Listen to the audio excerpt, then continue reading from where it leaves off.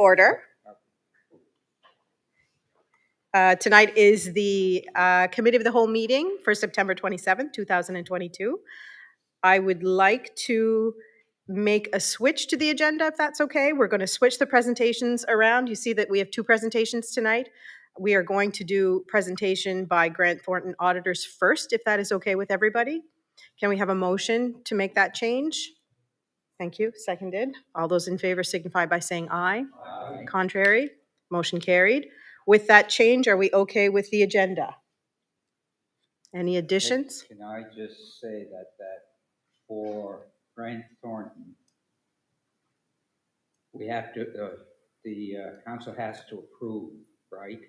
And is there any way that we could see it? When I look at where they are, they're going to have to sit here through a presentation and part of our meeting. And I'm just wondering if we can have the motion, if we're going to approve it, after they do their presentation, so that they can, and that's just Like a logistical thing. Just something I just thought that maybe rather than have them sit through another presentation and since they've been here since 6.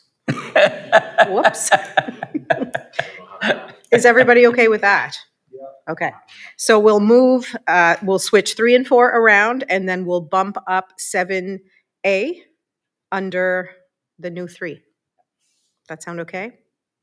Okay, is everybody okay with those amendments? Can we have somebody make a motion to move the agenda with the amendments? So moved. Do we have a seconder? Seconded by Councillor Digdon. All those in favor signify by saying aye. Aye. Contrary? Motion carried. Number 3, we're going to have the presentation by Grant Thornton, our auditors. You have the floor. Yep. Okay. Thank you very much. So we are here tonight to present the consolidated financial statements, and this is your audit for the year ended March 31st, 2022. You will see that they are presented on the screen as well. So I will remind you from a consolidated perspective, these are the operations of the municipality of the District of Argyll, but they also bring in your municipally controlled organizations. So you share the operations of 4 other entities with your other municipal partners, which is the Yarmouth International Airport, the Solid Waste Management Authority, the Yarmouth Area Industrial Commission, and the Yarmouth and Acadian Shores Tourist Association. So all of their operations, your share of them, have been brought into this consolidated financial statement. Okay. So we are on page 1, which is the Independent Auditor's Report, and this is our letter to you as council in terms of how our audit went. So this is laid out in terms of responsibility, but the first paragraph outlines that these are the financial statements for March 31st, 2022. The second very small paragraph is our official opinion, which is that the accompanying consolidated financial statements presents fairly in all material respects the financial position of the municipality of the District of Argyll as at March 31st, 2022, and the results of its operations and its cash flows for the year then ended in accordance with Canadian public sector accounting standards. It's the framework that you fall under. So that's our official little opinion. The next section is about the basis of our opinion. So we have to follow Canadian generally accepted auditing procedures when we do our audit. So that means we have to properly plan and implement our audit in accordance with standards. It is very regimented and we do follow those processes. And we believe that the audit evidence that we have obtained is sufficient and appropriate to provide a basis for our opinion. The next section is on the responsibility of management and those charged with governance. So basically, it's management's responsibility to prepare these financial statements or the data that goes into these financial statements and to make sure they have a system of internal controls that they feel is appropriate in the circumstances to properly accumulate all that information to go into these financial statements. Their goal is to make sure that their data is free of what we call error, either by accounting errors or due to fraud. And then secondarily, they also have to look at what we call a going concern test. So they look out for the next 12 months to see whether or not if something unforetold was to happen and your operation ceased, would you have enough cash to be able to pay out your liabilities? That's what we call a going concern test. And we look out for a 12-month period. So they have done that. And then ultimately, those charged with governance, which is your audit committee and you as council, are responsible for the oversight of those processes, not the day-to-day operations, but the high-level oversight that you're comfortable with management's processes. And we did meet with your audit committee, and in detail, your management would have presented your internal financial statements, and then we would have gone over these statements as well with them in detail. The second page is our responsibility as your auditors. Our goal is to obtain what we call reasonable assurance, and that is a high level of assurance that the statements are free of material misstatement, because that's also our goal. But while it is high level, it's not 100% guarantee that there might not still be an error. It tends to be years down the road, things will get found if there was normally fraud or something like that in an organization. But for us to get the risk as low as possible so that we're comfortable releasing these financial statements, you can see that we do each one of these items. So we look at the areas that have the highest risk that there potentially could be an error in them, and that's where we're going to focus the most of our audit efforts. We do audit all areas, but we're going to spend more time in the areas of highest risk. Then we do have to obtain an understanding of your internal controls. We don't audit them, we don't issue an opinion on your internal controls, but we have to understand how they operate, so that way we know how your financial data has been accumulated throughout the year. We look at the accounting policies that you've chosen. First of all, we want to make sure that they are in accordance with public sector accounting standards, so that's the framework you follow. And then the ones that you've actually chosen, that you continue to follow them each year. We also have to make sure that we are in agreement with management's assessment of the going concern assumption, which we are. And then we have to evaluate the overall presentation of these financial statements. So not the first few pages, just the first few pages of numbers, but all the notes that follow at the back as well. We have to look at those. And then the last item is, because you do consolidate your proportionate share of those municipally controlled corporations, we have to make sure that we've obtained enough audit evidence on their results to be able to include them in yours. And then we're required to communicate with you. So that's our official audit report dated today. Hopefully they'll be approved before we leave. Page 3, I'm not going to go over in detail, but under the public sector accounting standards, it's mandatory that management take responsibility for these statements in writing. So this is their page that they've done their due diligence throughout the year with regards to the financial information that's included here. Okay. So then this page is the consolidated statement of operations. These are your revenues and your expenditures for the year. And you can see we start with your budget, your actual, both for 2022, and we compare it to 2021, the actual results. And so your budget will look a little bit different than the operating budget that you set at the beginning of the year for rate purposes, because we have to bring in each one of those business enterprises, their share of their budgets, and we have to make it a public sector accounting standards budget. So there are a few adjustments. So it will look a little bit different than the budget that you saw. But if you looked at note 18, it shows you what your opening budget was before we made all those changes. So I'm just going to do high level, but feel free to ask questions if you have any. So you can see in total for revenue, your budget was set at $10,801,000. You came in at $8,985,000, and last year you were $8,242,000. So there are some changes year over year. I'll just highlight the larger ones. So in terms of your taxes, obviously it's your largest dollar value item. So your tax rates remain consistent year over year, but your assessments continue to grow a little bit each year. So you would see an increase in your residential property tax assessments, resulting in an increase in your property tax revenue as well. So there's a bit of an increase there, but also you continue to experience high growth in the sale of homes in your community. So your deed transfer tax, once again, is much higher than the prior year and higher than your budget as well. And that's one of the reasons why you're a bit higher than your budget in this area. The next couple are fairly consistent, but if we look at unconditional transfers from provincial and federal governments, that is your municipal financial capacity grant. And so you were the benefit of receiving 2 payments this year from the provincial government. The first time they've ever given you 2 payments. We don't know if they'll continue in the future, but they might. But that's why that number is almost double what last year's number was. Then if we look at conditional transfers from federal and provincial governments, so this is the money that's given to you for projects, must be spent in the way that it's been given to you. You can see that your budget is quite a bit higher than your actual. So there was a few things in there that you planned to do that just didn't happen this year. And one of them was the Wedgeport wastewater system. So you had planned to do a project there. And so that would have been a significant amount of money that you would have brought in from a revenue perspective. As well, you didn't do rural internet contribution this year, so that would have come in as revenue as well. So that's kind of the difference between your budget and your actual. And in comparison to your prior year, there were a few extra projects that were done this year. So you did get some money in that category from FCM towards the building.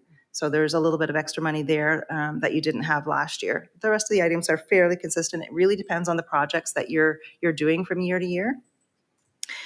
So again, you're about $1.8 million higher than your budget, mostly because of those capital projects, and you're up about $747,000 over your prior year in your actuals. So good growth.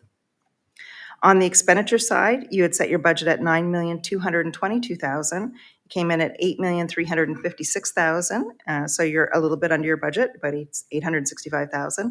And the prior year was $7,728,000. So you've increased over the prior year $627,000. So there are some variances in each one of these lines. Again, I'll just kind of point out the larger changes from year to year. So your general government services, you had some change in staff during the year, so you had a few extra costs there. Under protective services, your RCMP contract, the fees associated with that do go up each year, and so that did increase over the prior year. But then you'll see a big drop in the transportation services line, but you are right on your budget. So last year you would have had a large payment with regards to the ferry terminal, your commitment to the operations for the ferry terminal. So that was last year's, and you didn't have that occurring this year. So that's why you see about a drop of about $255,000 from the prior year. And then environmental health services. You had budgeted for higher contributions, like to the Mariner Center and not to the Mariner Center, to the solid waste management facility, those types of things, then actually occurred. But then in terms of the expenses, they are a little bit higher this year too. So at that facility, they did do some extra chipping this year. A few extra of their expenses were higher, but their revenues were also higher. So they still had a pretty good result for their year. And then the last kind of big change is in recreation and cultural services. So really last year, the decrease, if we went back to the year before, it probably was as high as in 2020, but last year was low because of COVID. So all of your activities were lower. The Mariner Center operations were lower. Sorry, not the Mariner Center. Your contribution to the Mariner Center would have been lower. So that's part of the reason why your expenses are down in that. But in total, your expenses have gone up by $627,000, but your revenue's up by $743,000. So your net annual surplus before unusual items is $629,000. So you're up $116,000 over the prior year. And then you did have a loss on disposal. That was a dewatering truck that you disposed of, that there was a bit of a loss on. So your annual surplus this year is $537,000. Your accumulated surplus at the beginning of the year was $21,804,000. So at the end of this year, it's $22,342,000. Okay. And if we turn over to the next page, that number ties in right directly to the very last number on this page as well. The two pages have to be connected. So this is what we call the consolidated statement of financial position. So these are, pardon me, your assets and your liabilities. The top half is what we call financial assets, those assets that are readily convertible to cash. And you can see really what drives your financial assets is your unrestricted cash balance. So it's gone up by about $2.5 million over the prior year. And we'll see on a couple pages down, you'll see what created that increase. But in total, your financial assets are up about $2.4 million over the prior year. So each one of those other smaller items, there weren't any real significant changes. There were no new types of loans that were given during the year. And in terms of your taxes receivable, when we think of the indicator reporting, where the requirement is that should be under 10%, you're about 6%. So you're doing really well from that perspective. So that's your financial assets. On the financial liability side, you can see that it has gone up. It was $4.8 million last year. It's $7.4 million this year. So there's a couple items there. The third item down is deferred revenue. You're at $1.8 million. And so that's up from the 1.6 last year. And the bulk of what sits in your deferred revenue is your unspent Canada Community Building Fund, formerly gas tax. So whatever money you get in from them that hasn't been spent yet on a project gets set aside, and it'll be recognized in revenue the year that you do the project. And so in that money, you also got two payments this year as well. And in 2020, you would have got two payments as well, but in 2021, you only got one. So that's the reason why that number is higher. And then if we look just 2 more down is the long-term debt note. So you can see it's at $4 million. Last year it was $1,762,000. So you had the new loan for the admin building this year of $3 million that was issued. So your net financial asset position ends up at $5,640,000. So it's only down a little bit from the prior year. So still a very strong position to be in. Then those assets that are below the line, or those items that you own that are meant for providing services to your residents, they're not available for sale to pay your bills. That's not the reason that you have them. So that's why they're segregated below the line. So your tangible capital assets have grown over the prior year. And the biggest addition that you did this year for tangible capital assets was you spent about $1.1 million finishing this building. Okay. So your total non-financial assets are $16,702,000. So of your accumulated surplus of $22,342,000, invested in your community, in your infrastructure is $16.7 million.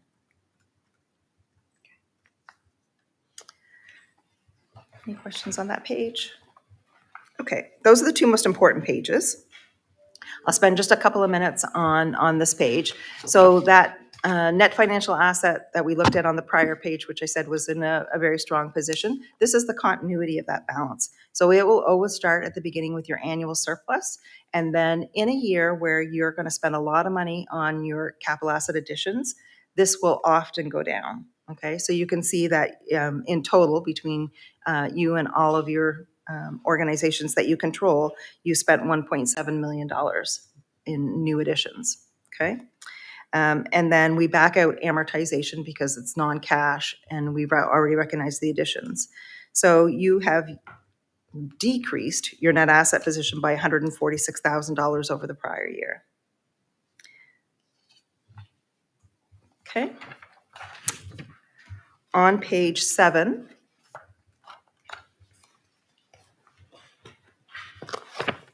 my page turner's not working. He's texting. Vanna.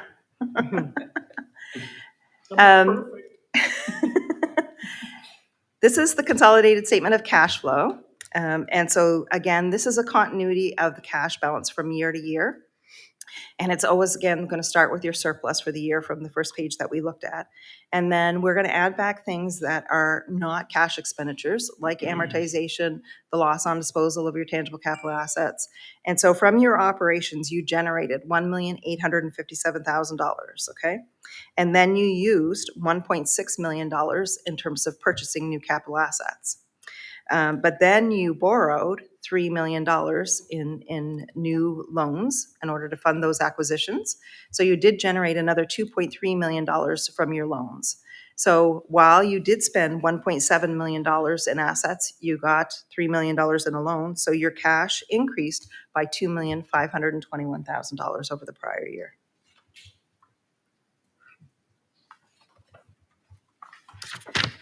So the rest are notes and supporting schedules to the financial statements.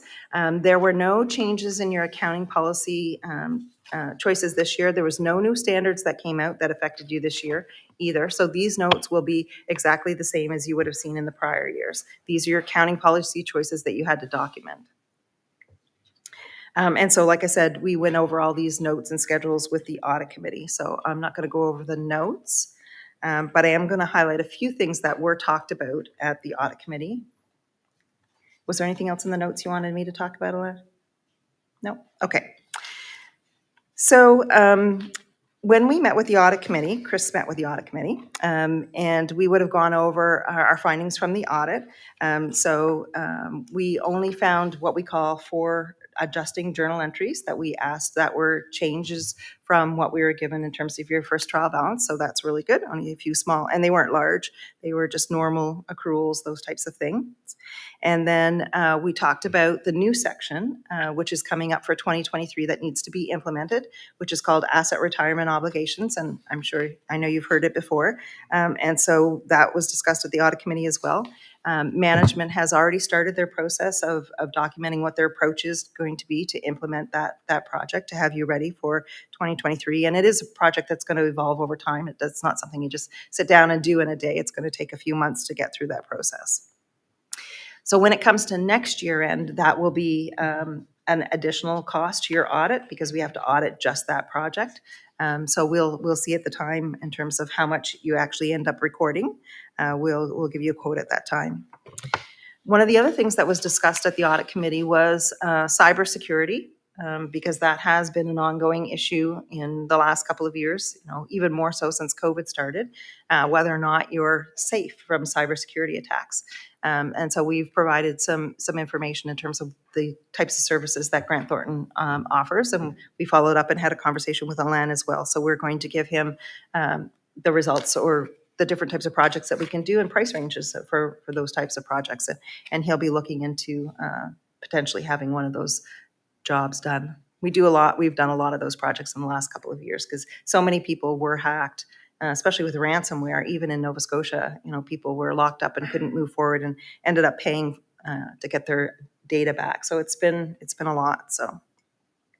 And so the other thing that we would talk about each year are the internal control findings. So I mentioned when I talked about our audit, we have to understand how your internal controls work. We don't audit them. But if we find areas where we feel that we can make recommendations for improvements, we will include those in an internal control letter that gets presented to your audit committee. So there were no new findings this year. They were consistent with the prior year. And we kind of grouped them into two categories. One in terms of, are you actually going to have the opportunity to make changes in those internal controls, and then ones that you actually can make some advances in. So for example, if we make a recommendation because we have to tell you that there's a control issue in your organization, the only way you can fix it is to hire 3 more staff. We know you're not going to do that, and that's okay, but we still have to report it to you. So the areas that we have in our internal control letter, which you are working on and can continue to work on, are the documentation of your internal control processes. So kind of like making a roadmap to how all of your processes work. And so that's kind of like a guidebook that would be for your staff. But it clearly documents who's doing which tasks, who's reviewing those tasks, and what are the controls associated with them to make sure that there aren't errors in those tasks. So that's one of the things that you continue to work on each year, getting more documentation. So the next step is, once you've got that fully documented, is now how do you know, or your audit committee, how will they know whether or not those processes are properly working now that they've been fully documented? So that's kind of the next phase of that project, is what will you do in the future to be able to do some reporting back to your audit committee. The other area in terms of what can be fixed, and you have done some work on and are still working on, is what we call segregation of duties from an administrative perspective, because your accounting staff had to have what we call administrative rights. So there would be a conflict there because we would say that your accounting person could go in and change somebody's password. Then they can log in as that person and they can make journal entries. So that's always been a risk that we wanted to make sure that we pointed out. One of the areas that we do testing around in our year end is to make sure the journal entries that are being posted are appropriate in the circumstances. And one of the things we reported in the past is that your CAO would have had access to post journal entries, where he's the most senior person. In our perfect world, we wouldn't let him make journal entries. He should be reviewing everybody's journal entries. So my understanding is now with TownSuite, we're able to get that, and he now no longer makes journal entries. And I understand you're still working with TownSuite in terms of looking at other areas where you can put some controls around what people do as well. So that one can be continued to work on. Again, that's an evolution. You don't fix it overnight, but it takes time and you work on it. So those are the two that we know that you are being worked on. So one of the areas that we've identified that, without adding a bunch of staff, you're not going to get a lot of changes in your internal control, and that's the segregation of duties within your departments. So we always say one person who creates or generates or authorizes should not be the same person who posts or the same person who reviews. So there are a few things like that do still happen, but you do have other checks and balances in place to cover off those risks.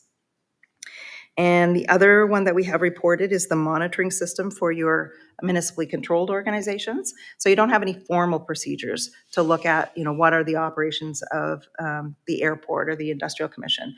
But we and staff rely on each one of you sit on one of those boards. So you have representation there. So you're aware of what's going on in each one of those entities in terms of the reporting back to your group.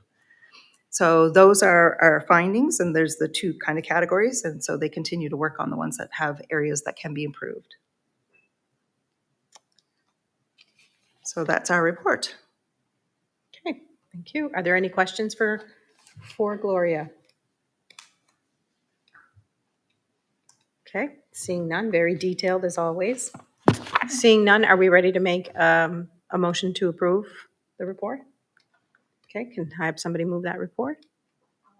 Okay, moved by Councillor Bourque, seconded I'll second it. by Warden Muse. Excuse me. All those in favor, are there questions on that? Okay, all those in favor signify by saying aye. Contrary minded, motion carried. Thank you very much.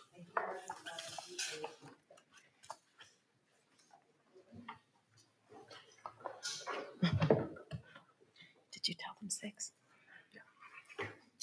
No, technically I said, they said, is it 6? And I said, yes. Okay, And it's not. it's not. That's the thing, ever. Next on our agenda is another presentation. So we are going to have Oscar Urbina, is that how I say it correctly, from RES Canada.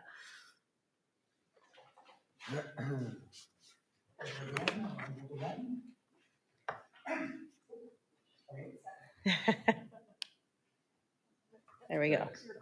Okay, Sorry. that's okay. Trying to open Go it. ahead. Mhm. Hello everyone, bonjour tout le monde. Thanks for having me here tonight. Merci de m'avoir ici ce soir. Just to let you guys know, I made the presentation in English, but if anyone wants a version in French, it will be my pleasure to make it available. Okay. Ça fait plaisir de vous faire parvenir une version en français, si vous voulez. Okay. So, just waiting. No worries, no worries.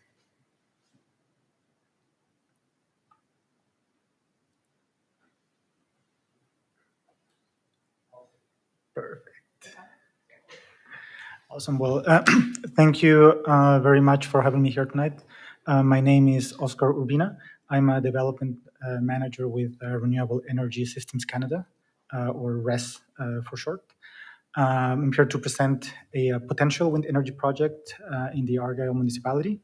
I know I'm not the first developer to come and present to you guys, but yeah, this is our little project. We can go to the next. Perfect.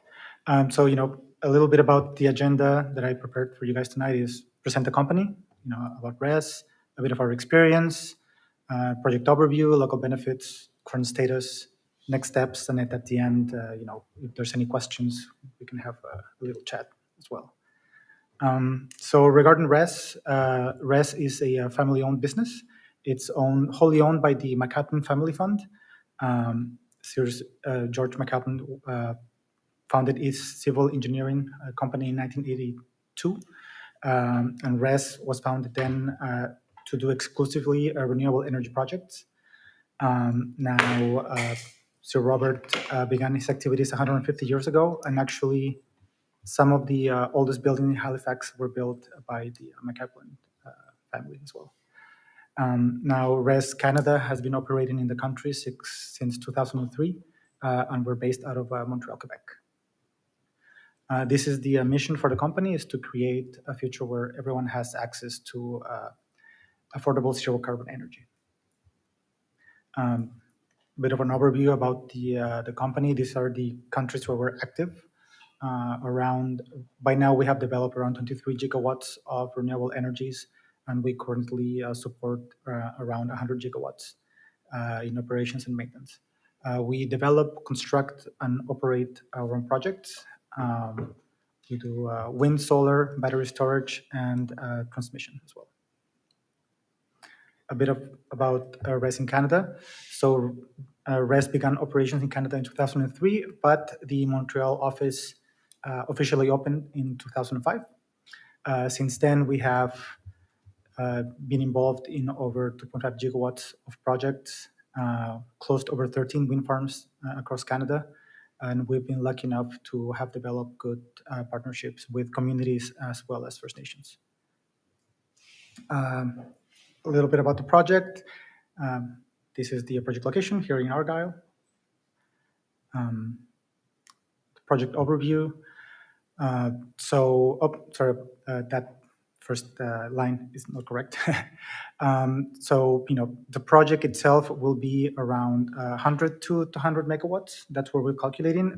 This will depend on what comes out in the Green Choice tender, which is the tender that we are expecting to participate in. The Green Choice tender won't come out until next year. The project will be located in Crownland, 100%. That's what it's being considered at the moment, although it could change at some point. We aim to minimize any environmental impact by using roads that existing roads, existing cleared areas, and of course there will be a thorough reclamation program as part of the EA should the project move ahead. We will also do the siting of the wind turbines, respecting all environmental restrictions, bylaws, as well as coordinating with MICMA representatives to avoid siting anything in sensitive areas. We have engaged with local consultants, including CVCL. It's a company based here in Nova Scotia, who are helping us do all the environmental studies, which right now it's only a desktop assessment. Project strengths, we believe has a good wind regime. Right now we have done studies using satellite data. Should the project move ahead, on-site measurements would be needed.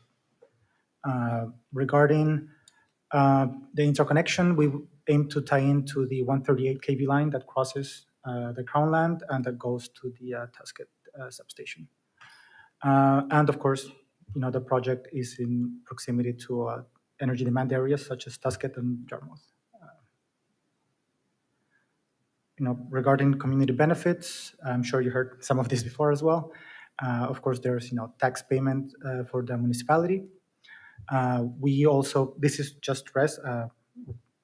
We don't know how other developers do it, but we like to form committees with the municipality, local representatives, and First Nations to make sure that we maximize local opportunities for employment as well as engaging with local businesses.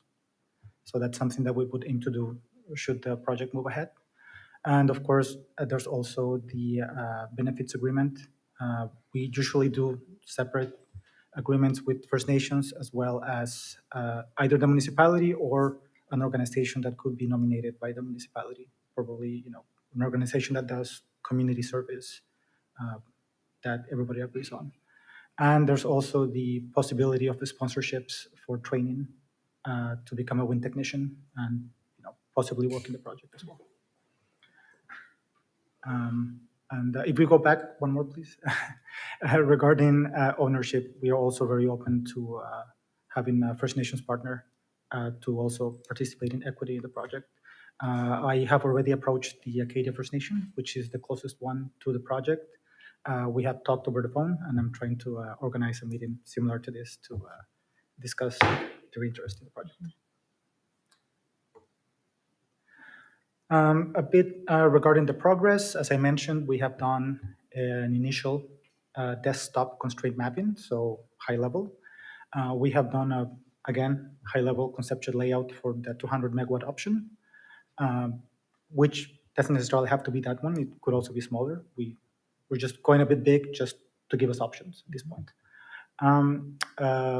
As I mentioned, we have initiated contact with the Acadia First Nation. We have already consulted with the KMKNO, the Confederacy of Mainland Mi'kmaq, and other First Nation organizations. We began our consultation actually as part of the previous tender for another project, and now we're just continuing. Now we have the momentum. We just keep going. And of course, we're consulting with you guys as well. Now, this is the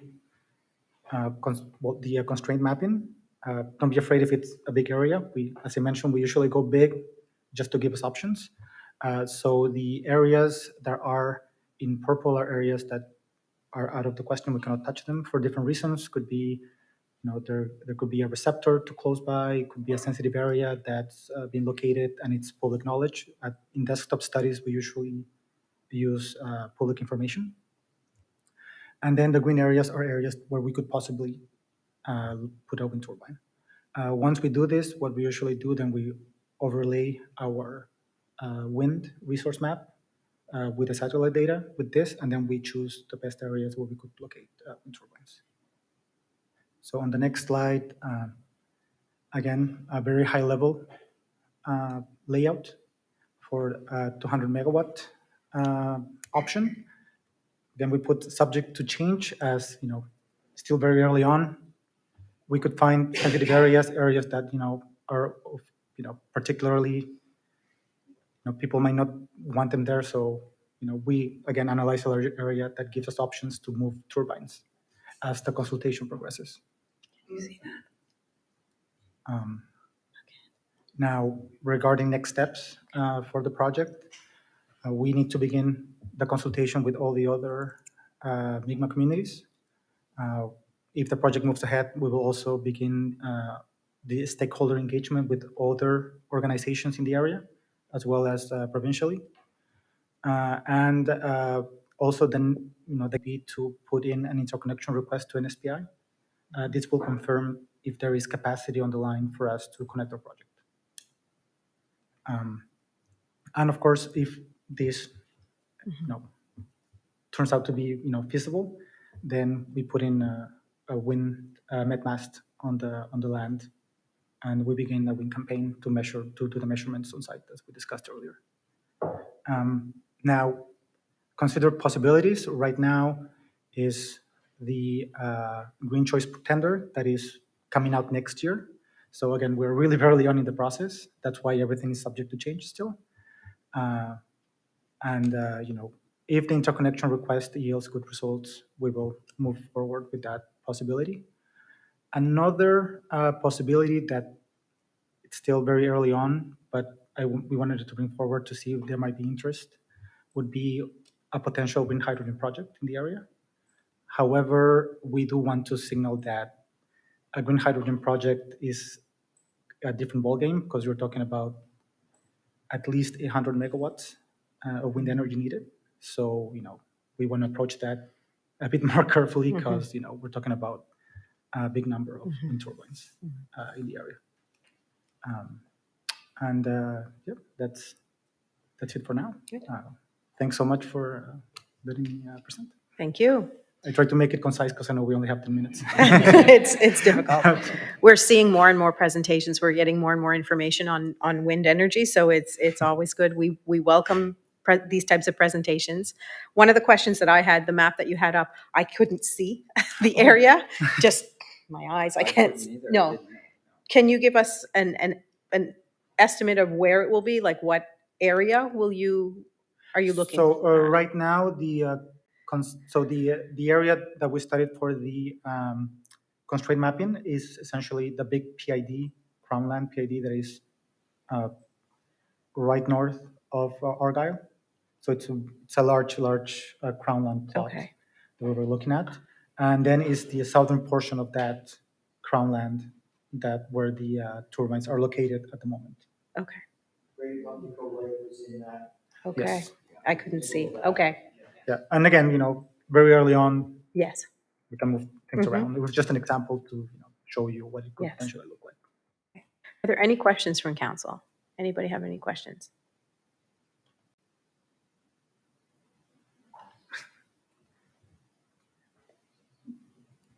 Go ahead, CAO Muse. It's actually, it's not so much a question, because I think we've had the conversation before in anticipation of you coming.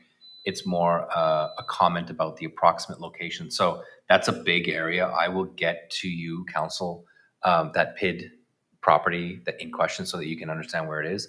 But to give you some context, it touches kind of in the Argyle, Pubnico area, and goes way up north into the Quinnen area. So it's a very large range, and clearly too early to say exactly where, but to your point, but just to give you an idea of the geographic location. Kind of like west of Great Pubnico Lake and east of the Gulf Course type of,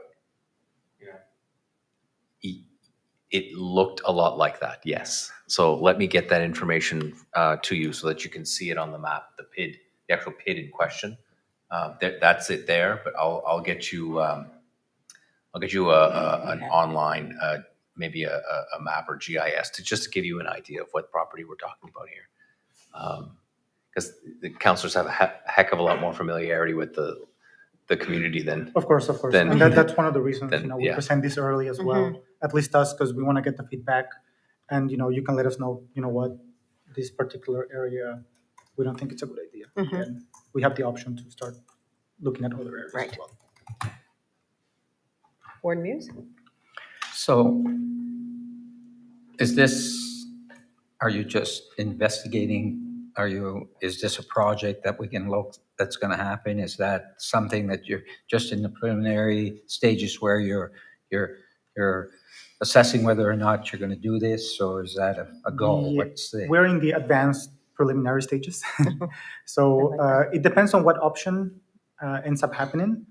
So the last step for us to determine if the Green Choice tender could be an option is put that interconnection request and get that confirmation that there's space for us to connect. And if that is not possible, then the alternative would be a potential green hydrogen project. If there's interest, of course. It's a much larger project. Okay. And it's just because of economies of scale, since all of this, the green hydrogen will be exported to Europe, the project needs to be a certain size. Okay. Councillor Donaldson? Yes, looking at that map, and in your presentation, you mentioned using existing roads. Yes. From what I can see there, the only existing road that you'd be able to access would be the road that goes to Pumlico Lake, or Great Pumlico Lake. Other than that, I don't see where there's any other. Scott's Road, that's a private road. Yeah, again, this is very high level. I think right now what we did is just overlay and choose the best wind areas. And that's why we put subject to change, because it will change. Right. It will not stay like this. That's all. Any other questions? Okay, so go ahead, Deputy CAO Surratt.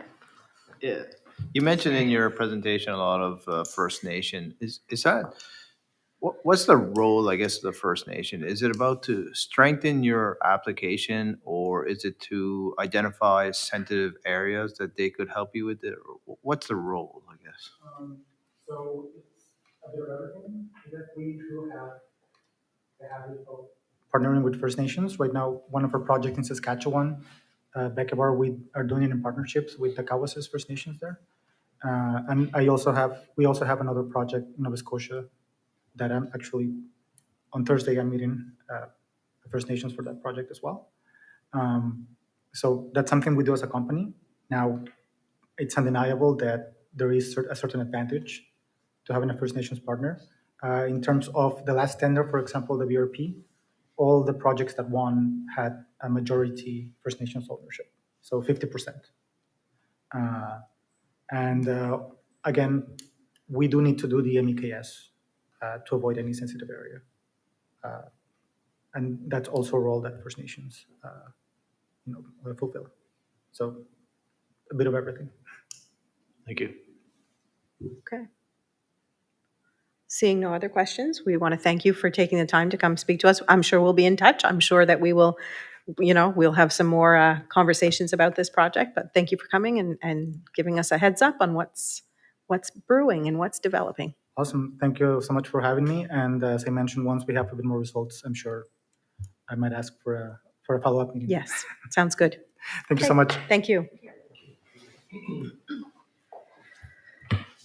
Okay, next, number 5 on the agenda, we have the adoption of the minutes. Thank you, Councillor Donaldson. Do we have a seconder for those minutes? Thank you. Councillor Boudreau, any questions on the minutes from September 13th, 2022? Okay, all those in favor signify by saying aye. Aye. Contrary? Motion carried. Number 6, business arising from the minutes. Is there anything in particular? There's nothing on the agenda, but Seeing nothing, we will move on. Number 7 for decision and discussion. We already did 7A, consolidated financial statements. 7B, we'll probably skip until the CAO comes back because he was going to speak to that one. He was going to speak to 7C. We're going to take an intermission right now. Just kidding. We can open up 7B. Let's open up 7B, the capital investment plan.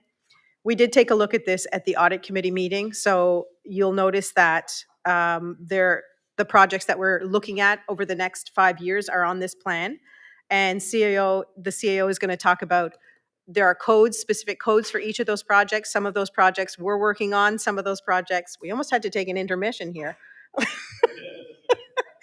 Some of those projects we're paying for, some of those projects are being paid by other levels of government. So CAO, you want to talk about the codes and our capital plan?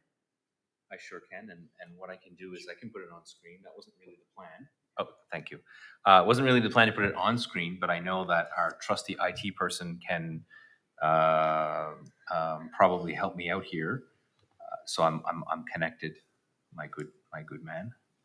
So I'm just going to quickly open that file. I just find sometimes it's easier to see it on screen and follow the what I'm saying rather than try to follow it on paper. I went in quite big detail on this with the audit committee. So I'm not going to do that today as much, but I will just highlight the projects that we've established as part of our long-term plan, understanding that this is subject to change. The only year that we have approved in the budget is the first year of this document, okay? So there's a couple of little tricks that I'll take a minute to talk to you about. So I will highlight the projects, and many of these you're gonna remember. So I was just reminding you that these are the projects that are going on or that you're participating in.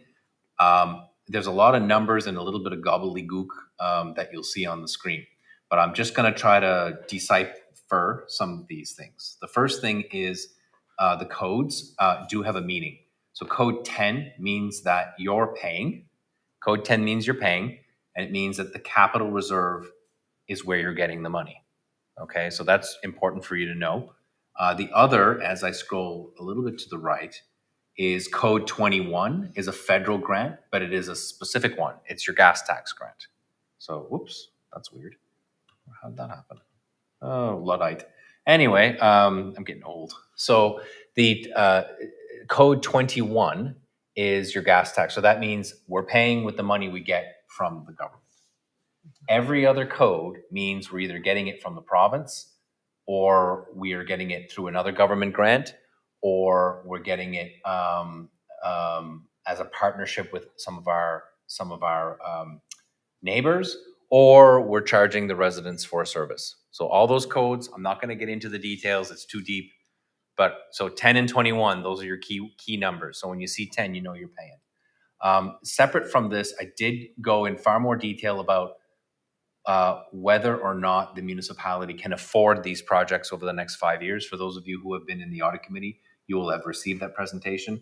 We will revisit that later on as this unfolds, but the answer is yes, you can afford these projects, and there may be other projects you might want to add to this, but then at that point you start to ask yourself the question, okay, where's the money going to come from here? Okay, so if you see a project here now and into the future, you might say, well, it looks like from an administrative perspective, they've identified that this project's affordable, so we don't have to increase the tax rate to make this happen, okay? The only exception is the Mariner Center expansion project, which we have talked about at the audit committee level. And what we said is two things. One is we would invest 1.5 million of a $3 million commitment using your reserves, and the remaining 1.5 you would borrow from yourself. So you would use the capital reserve for your first 1.5 million, and for the second 1.5 million, you'll borrow from your operating reserve. The cash is there. Why borrow from the bank when you can borrow from yourself? So you will charge yourself an interest rate. However, in order for that debt to be repaid, you do require an increase in your tax rate to afford that. And what does that mean? It means expect a tax increase request coming from us to you on this project. It's almost a 100% situation, and that rate could be 2 or 3 cents, and that's just for the capital. Okay, I just want you to be aware. If we're approved. Of course, if we have a project, thank you. I mean, that, yeah, it assumes we have a project. And this particular 5-year plan assumes that, because you have to assume the worst case scenario, meaning the best case scenario, but the worst case financial scenario. Okay, so thank you for clarifying, Deputy. So at the end of the day, that project is included there. So we just have to be ready that if that becomes a reality, that we have to go and potentially increase the tax rate. Not right away. Okay, this is not something that's going to happen instantly. This is something that over time that you will see happen. Why is it 1.5 from your reserves and 1.5 borrowed? There is a simple answer here. Your 1.5 from your reserves is what other people gave you in the past to bring you to this place, which means the tax rates of the past paved the road for that investment. And so the other 1.5 is new tax revenue. That's where your tax increase will pay. So both the past and the future taxpayers will have invested in this project. If we pick only one of the two, one will pay less and the other will pay more. So then what would happen is if we, for instance, borrow the entire amount, so the entire future taxpayer is going to pay for that, that's not going to be 3 cents, it's going to be like 6. But you're going to have the reserves in your bank account to apply to other projects. So obviously, we don't know exactly what that should be, but there is an art associated with using old money and using new money. Does that make sense? Okay. Mm-hmm. So I'm not gonna go line by line, each number, this is what it is, da, da, da. I will say that in year 1, which I'm gonna go down quickly, it's going to identify the projects that we've invested in, and I'm gonna take maybe 3 seconds and talk about the status update of those projects. And then I'm gonna go into years 2, 3, 4, 5, and that's gonna take a lot less time because there's a lot less projects. So the first year of this is always the most informed year that we have, because we typically plan at least 18 months. We get less effective at planning after 18 months. Okay. So, and that's for a variety of reasons. It isn't just that we're not good at it. It's that we have a lot of uncertainty associated with projects. Councillor Surratt is coming in. So, essentially, just a quick overview of the projects is municipal admin building. What you'll see that's listed there. That project is completed. However, we still include it here because we're paying debt. We're repaying debt. So it's still here. So the project, while the project is completed, you're not done paying for it. You borrowed money and you're going to pay that money back. This capital investment plan will show that project for the next 5 years. We'll talk about it every year for 5 years. So you'll have no way but to remember. The other project, as you recall, is the trail retrofit that's substantially completed right now. Rural internet upgrades, we committed on that. We've got 90% of that paid, so that's 90% completed. West Pubnico overflow controls, I think at the last meeting we announced that we're going to get funding for this. So that's very likely going to happen in the next, before the end of the fiscal, which is good news for West Pubnico. The Wedgeport septic tank replacement, we had another delay. The project is still a priority and it's still underway. It's just a delay in when the septics will be installed. We still are very hopeful that we would have full installation by March of the end of fiscal, but the billing of that is likely to occur only next year. So we'll not bill the residents for their portion until next fiscal year. So you won't see that this year, even if we may have budgeted for it. Comfit solar installation East Pubnico, that is absolutely completed. Just a couple other things that need to be done. Mariner Center expansion. So this amount of investment would represent the potential money you'd need to spend on consultation. And this would be in anticipation of a project. No project, no Mariner Center. Project, money. Okay. So again, speculative. We had to take a guess because we didn't know. So that's why it's there. Mariner Center Splash Park contribution, that has been made. and that's the splash park is operational and will be officially opening soon. Eelbrook Fire Hall contribution is a project you committed to. It's been on the books for like 3 years. We have not paid it. We will only pay it when they have a project. Okay. So it's not that we're not committed. We're just waiting for them to be able to have a project. Highway signage replacement, that is still on our books for this year. It hasn't hit high priority yet, but it will now that these projects are being completed. Road expansion, paving J.E. Hatfield, again, completed. That is done. So you won't see that again. Tuscan Courthouse enhancements.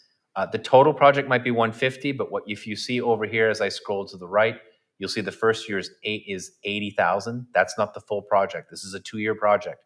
This includes the end of life essentially of the windows and the end of life essentially of your rooftop. So you would have approved this back in May of this year. I'm just reminding you that it's still on the docket and the work. I think that though I'm not sure exactly what the status of this other work. Kyle would know more, but we did approve. We have somebody that's going to do the window work. I just don't think that it has begun yet. And again, that's on the courthouse, not on the archives. Tuscan Industrial Park brew waste solution. We are in the deep planning of that. So that's underway. And that's to understand how we deal with the waste specific to the brewery in Tuscan. Vehicle replacement, we're not going to spend this much, but we have replaced a vehicle already. It hasn't been this. It won't be that. You'll have a savings there. I think we estimated 1.5, and I think we only went with 1. Glenwood Park installation volleyball, that could happen as early as this fall. Again, that is a commitment. We have some funding to support that. The burn unit training, that may not occur this year. That is awaiting information from our local firemen as well as our regional fire departments. We want to make sure that the regional fire departments, that we're not duplicating work, that we're not doing something that other fire departments in other units are doing.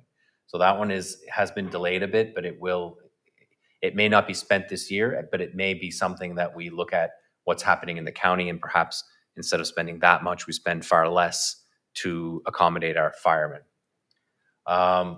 Again, I don't want to go in too deep. I'm sure there's more than that, right? Drought capital improvements. This was an estimate for the potential of having to invest money in the West Pumlico well or another well. So right now, we don't really have anything there. We don't have a plan to construct a new well. I think as administrators, we've said this more than once, the best solution for a drought is a local solution. So many have taken advantage of our water lending program, and that has been our focus. And what we've noticed is that at the moment we get involved with wells, it gets extraordinarily complicated. So it's better that people have their own at their house and that they're able to do that in an affordable way. So that's where our focus has been. So if people say, what are you doing for droughts? That's what we're doing. We're focusing on water lending as our main focus. Accessibility annual cost of installation, that is it's really a guess because we didn't know. But most likely what's going to happen is our recreation department is going to spend probably between $7,000 and $10,000 this year on an audit of all of our assets to make sure that we understand exactly what we need in order to make them accessible before we actually do the work. So there will be some money spent there. It will not be 30, I can assure you of that. Asset management plan is about 90 or 80% underway. That will be fully spent this year. There's 2 lines there because there's 2 funding streams, but it's just one project. Track and field planning upgrades, we expect to spend some money with engineers to try to get a more detailed plan on that project. That cost ought to be shared with our partners. We still are not ready to spend that yet. We may spend only a portion of that this year. Legion, signage, initiative, brackets, that project, you approve that project, we're going to have that project. So that is like 98%, 95% complete. Scott, of course, knows a heck of a lot more than I do about that. And this is the rest of the first year. There's a lot, as you can see. Oh, wait a minute. I apologize. I went too fast. That's the end of last year. So I'm going to stop there and say, as you can see, I went through 2 pages. I went so fast, I didn't realize I went through 2 pages. So all of those projects are in your capital budget. And what I've said to you very quickly is I've outlined many of the projects that are almost substantially completed or completed. So it's been a very, very good year for doing some projects. Once we finish doing our building, we could focus on other things. There's lots more to come, right? We have active transportation issues. We have wastewater issues that aren't really listed here in any significant form because we're waiting for better information before we can. I can't guess, right? I can't guess what pump station 11 is going to cost you for West Pubnico, for instance. But we do have an asset management system that's going to help us get you that information. I can stop there if there are any questions about year one.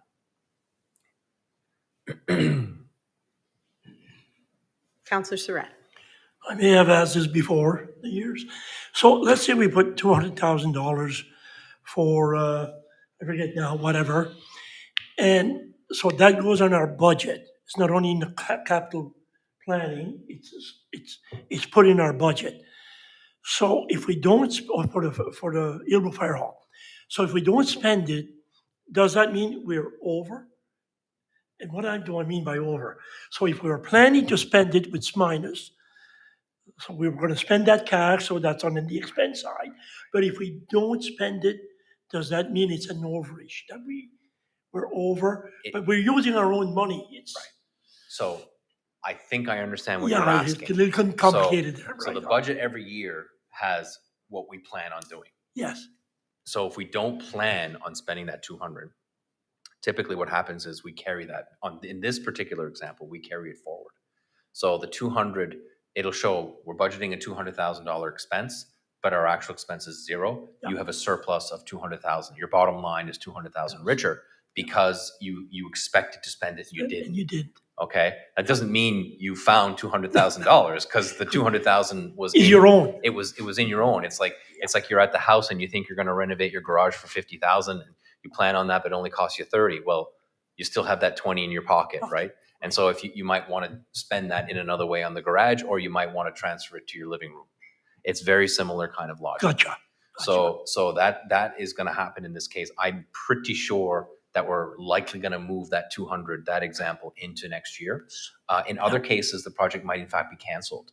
So you might actually think you have to have a project and you don't. An example of that would be the Hipson Bridge, where it's still there, but we thought we may only spend something different in year 4.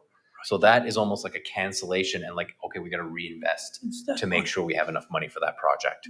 So some projects get canceled, not the Hipson Bridge, bad example, but they get deferred. And some of them obviously move. We think it's going to move in 12 months, but it might only move in 24. Right.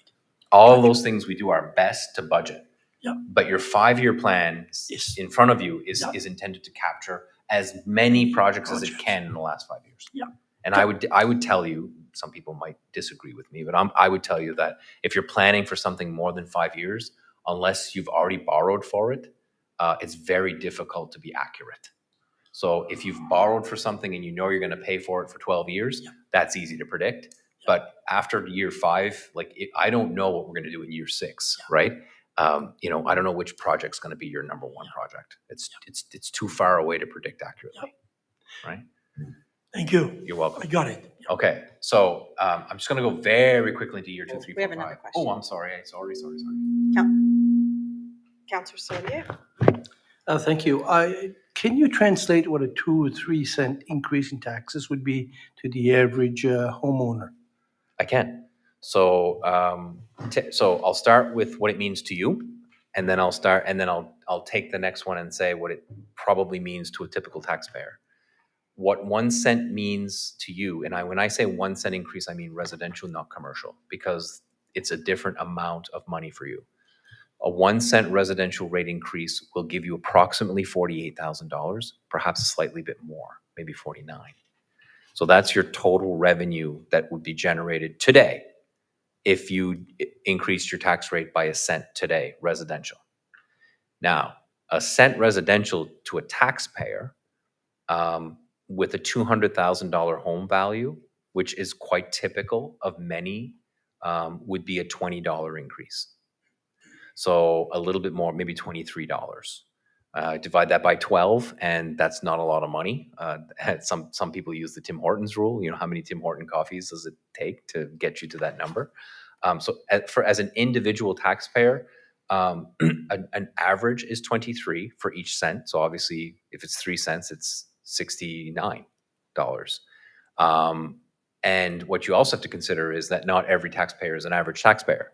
So you might have some with a high value home, maybe 400,000. Then of course you would just multiply that amount by 2. You're into the 130 something dollars a year. And then of course the opposites are also true. You've got some $80,000 assessments that won't pay as much. So that's approximately the rule of thumb. It's not it feels like a lot when councils have to make that decision, but on the individual taxpayer bill, when compared to all the other bills that are increasing, it's not a considerably high number for 1 cent. Now, the only other thing I would say, I'm totally destroying this question with length, is that assessments also rise.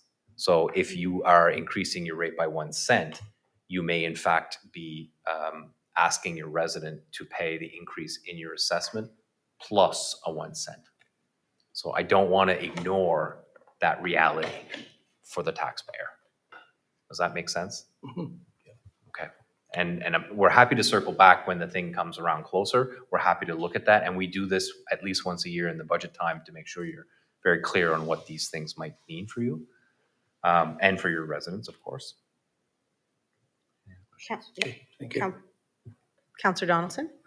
Yeah, you're predicting this tax increase, we're talking 2-3 years perhaps? I'd say at the earliest. Okay. You know, if you get a project like this size, you're not going to see the end of this project by 5 or 6 years from today, even if it started today.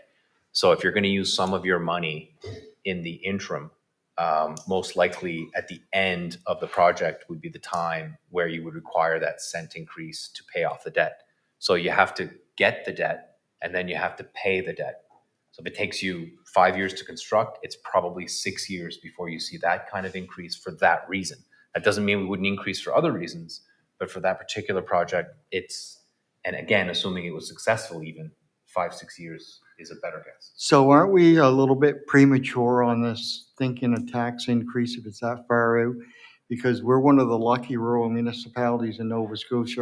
Our assessment is going up and we're getting a fair bit of new assessment from new houses, more so than a lot of other municipalities. So could assessment keep up with not actually having to raise the taxes? That is an excellent question.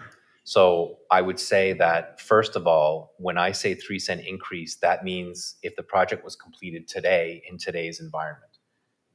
Today's environment could change drastically in 5 or 6 years, including the assessment increase or increases in investment in this community.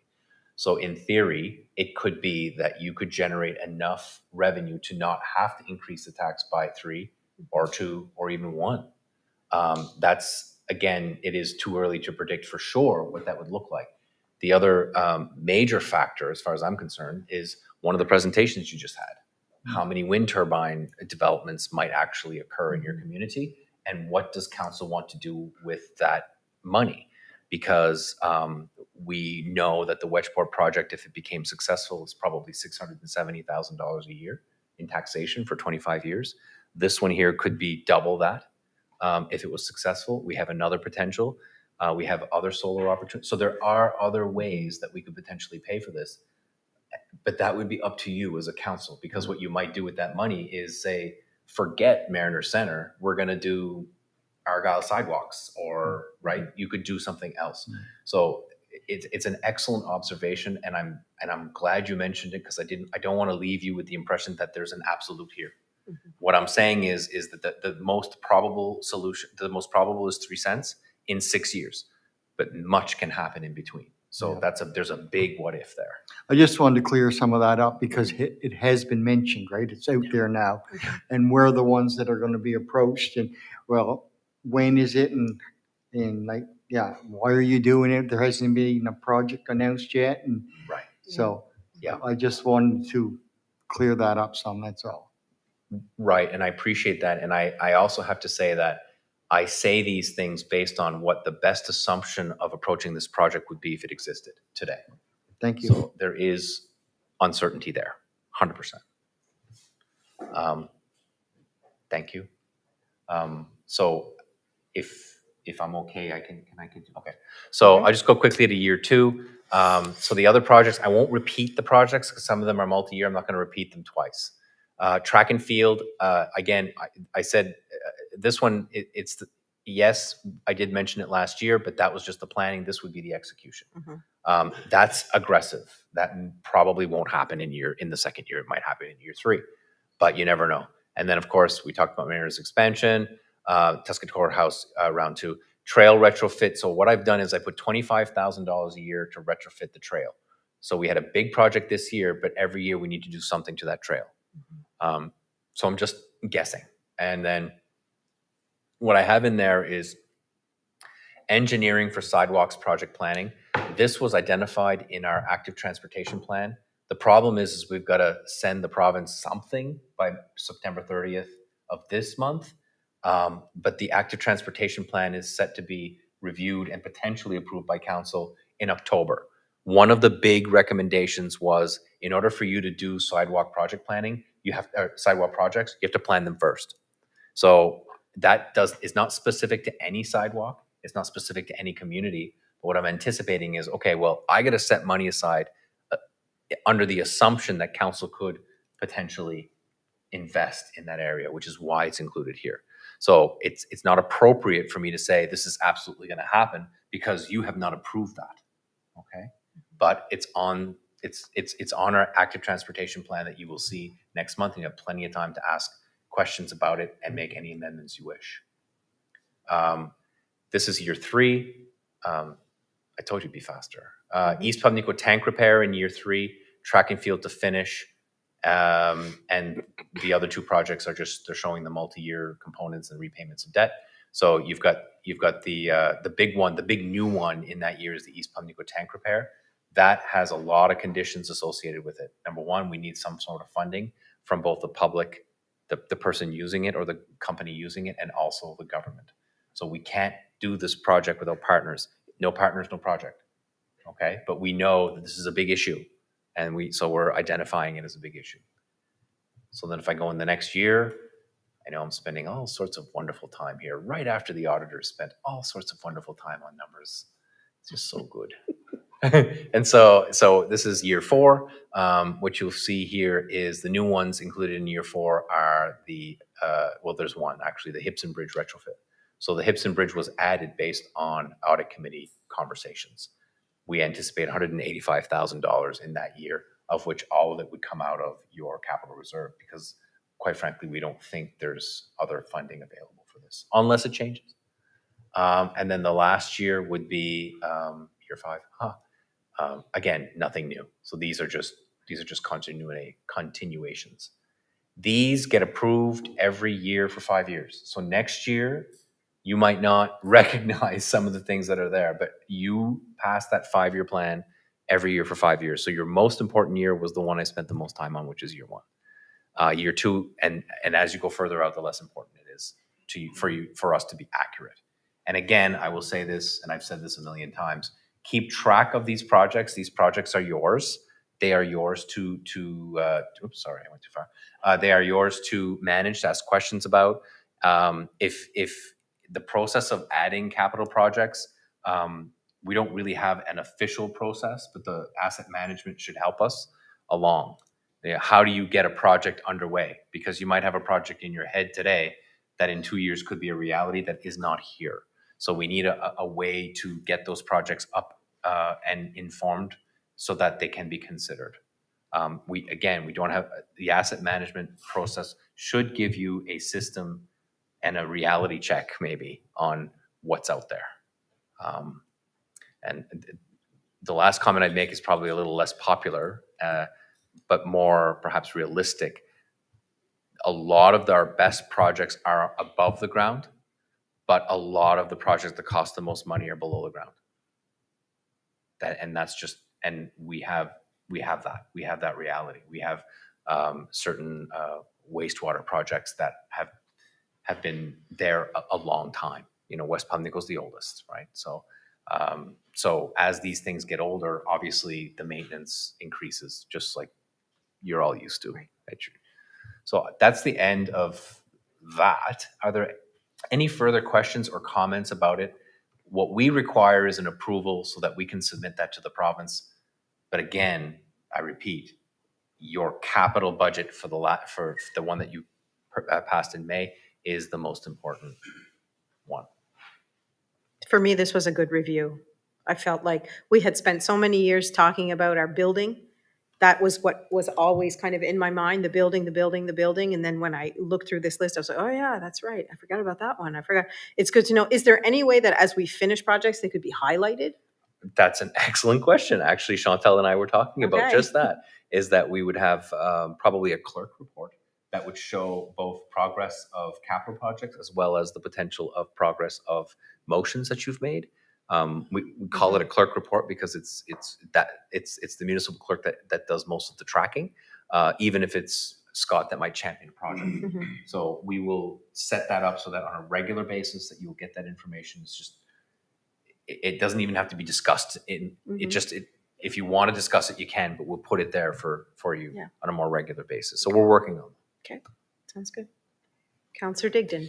Thank you. Just one of, and I don't even know if it should be on this, on here or not, but we had talked a couple of years ago about fire ponds. And I know in a lot of areas, there's a need for a lot of fire ponds to be fixed up and new fencing and stuff like that.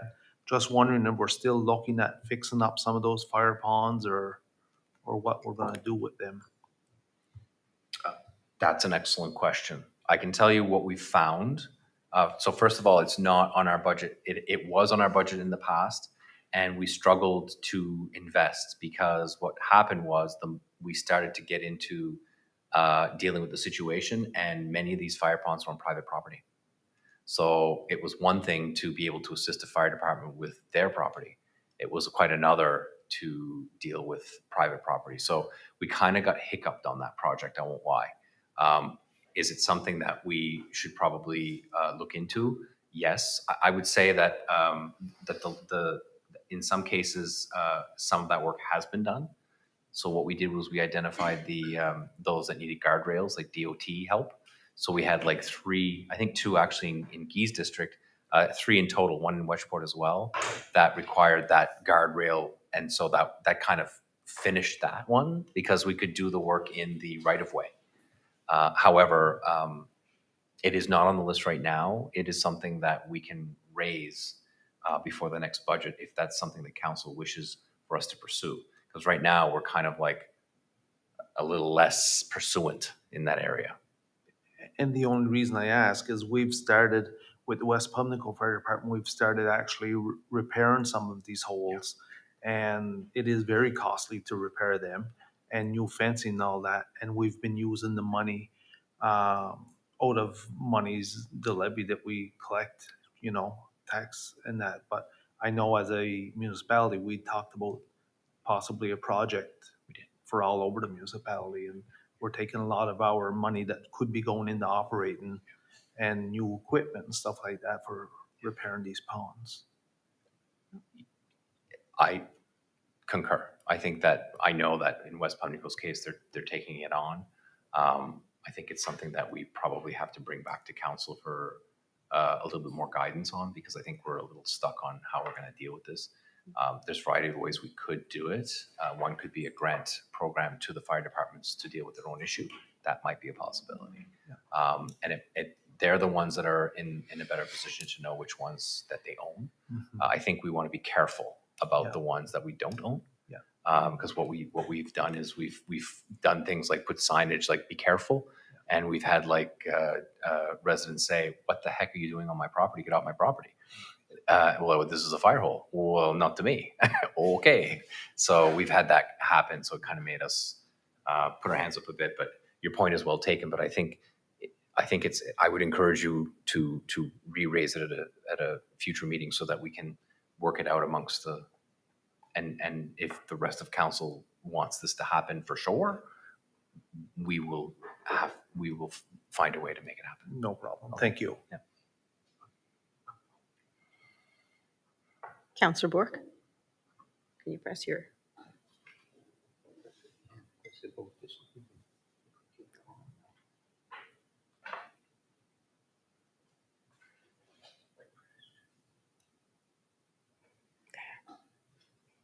Councillor Bork. Yeah. Go ahead, Councillor Bork. I'm here. The ComFit in East Pimlico, so that is that connected yet? You said it was completed. It is substantially completed. It is not connected to the grid yet. And there is some fencing and some other repair that we need to do in order to make it safe. But in terms of operation, it is probably days away from being operational. Okay, so what kind of revenue would that generate, that one there? That's a good question. I've got about 3 of them in my head, so I'm going to try my best to be by memory. I know I know that it's one of the larger arrays that we have, and I know that our largest would give us about 17,000 a year budget. So the East Pimlico project would give us in excess of that number. It has been probably the most expensive of the 3 as well because of its size. It should be more efficient because it's on the ground and not on a couverture, a roof. I don't have that information exact, but I can tell you it's in excess of that 17,000 a year. Again, it costs us probably 300,000 to do, and your payback period is 8 years when you don't borrow. So if I do 300 divided by 8, that is probably as accurate as a guess that I can give you right now. So that's 37.5 a year, so it's quite a bit more than that 17.